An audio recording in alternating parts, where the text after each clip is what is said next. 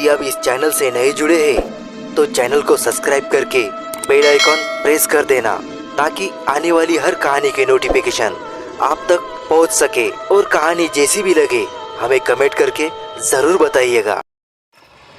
दोस्तों, आज हम आपको ऐसे जंगल के बारे में बताने जा रहे हैं जहाँ पर आप जाना बिल्कुल भी पसंद नहीं करेंगे।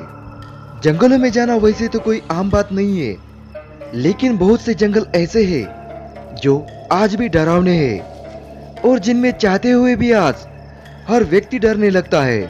सिर्फ कहानी में ही जंगल के बारे में अगर सुना जाता है तो वो वहां तक तो अच्छा है, लेकिन अगर हम इस जंगल की बात करें तो यहाँ पर आते वक्त ही आदमी डरने लगता है।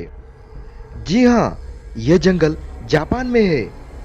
दुनिया का सबसे डरावना जंगल कहलाता है, जहाँ आमतौर पर लोग घूमना बिल्कुल भी नहीं चाहते, क्योंकि जब भी जंगल के अंदर जाने के लिए लोग जाते हैं तो चारों तरफ कंकाल ही कंकाल मिलते हैं, जिन्हें देख ही लोग घबरा जाते हैं।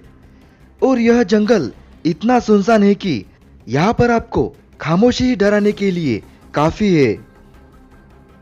जंगल के बारे में एक पुरानी कहावत भी है कि यहाँ पर लोग जो भी आते हैं वो सिर्फ मरने के ही इरादे से आते हैं और वो यहाँ पर आत्महत्या कर सके।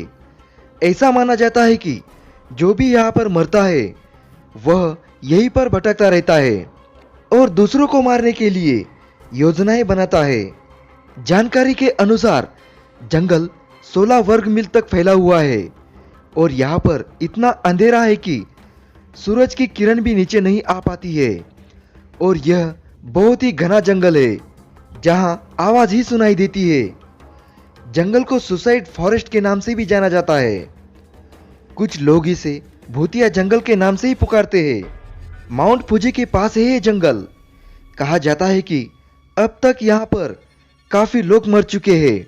इस जंगल में जो भी जाता है लगभग वह वापस ही नहीं आ पाता है। इस जंगल में दूर दूर से अजीबोगरीब आवाज आती है जिनको सुनकर आदमी डर जाते हैं। सूरज उस जंगल के रास्ते से पहली बार गुजर रहा था। उसे नहीं पता था कि इस जंगल में भूतों का राज है, जिसमें बहुत अधिक खतरा भी हो सकता है। वो उस जंगल के रास्ते से जा रहा था जब उसकी कार अचानक ही बंद हो गई थी। यह सब कुछ इसलिए हुआ था क्योंकि वो बहुत अधिक दूरी तय कर चुकी थी।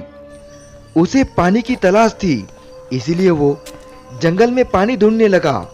उसे लगा शायद इस जंगल में कोई नदी जरूर होगी। पानी ढूंढते ढूंढते वो जंगल के काफी अंदर आ गया।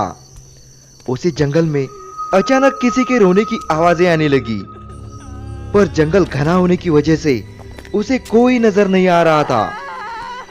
उसने सोचा शायद आसपास कोई औरत होगी जो जंगल में लकड़ियां लेने आ गई हो और किसी परेशानी में होगी, इसीलिए रो रही हो।